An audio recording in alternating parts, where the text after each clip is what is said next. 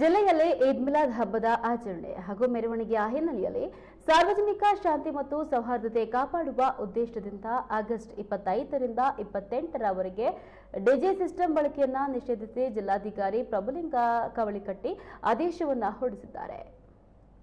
August 26ರಂದು ಜಿಲ್ಲಾದ್ಯಂತ ಈದ್ ಮಿಲಾದ್ ಹಬ್ಬ ನಡೆಯಲಿದ್ದು, ಹಬ್ಬದ ಸಂದರ್ಭದಲ್ಲಿ ಡಿಜೆ ಸಿಸ್ಟಂನಿಂದ ಸಾರ್ವಜನಿಕರು, ವಿದ್ಯಾರ್ಥಿಗಳು ಹಾಗೆ ವಯಸ್ಸಾದವರು ಇದರಿಂದ ತೊಂದರೆಯನ್ನು ಅನುಭವಿಸುತ್ತಾರೆ. ಆದ್ದರಿಂದ ಆಗಸ್ಟ್ 26ರಂದು ಜಿಲ್ಲಾದ್ಯಂತ ಈದ್ ಮಿಲಾದ್ ಹಬ್ಬ ನಡೆಯಲಿದ್ದು, ಹಬ್ಬದ ಸಂದರ್ಭದಲ್ಲಿ ಡಿಜೆ ಸಿಸ್ಟಂನಿಂದ ಸಾರ್ವಜನಿಕರು, ವಿದ್ಯಾರ್ಥಿಗಳು, ವಯಸ್ಕರು ಹಾಗೂ ಆಸ್ಪತ್ರೆಗಳಲ್ಲಿ ಚಿಕಿತ್ಸೆ ಪಡ್ತಾ ಇರುವ ರೋಗಿಗಳಿಗೆ ತೊಂದರೆಯಾಗುವ ಸಾಧ್ಯತೆ ಇದೆ. ಇದರ ಜೊತೆಗೆ ಕಾನೂನು ಹಾಗೂ ಸುವ್ಯವಸ್ಥೆಗೆ ಧಕ್ಕೆ ಉಂಟಾಗುವ ಸಾಧ್ಯತೆ ಇರುವ ಹಿನ್ನೆಲೆಯಲ್ಲಿ ಮುಂಜಾಗ್ರತಾ ಕ್ರಮವಾಗಿ ಈ ಆದೇಶವನ್ನು ಹೊರಡಿಸಲಾಗಿದೆ.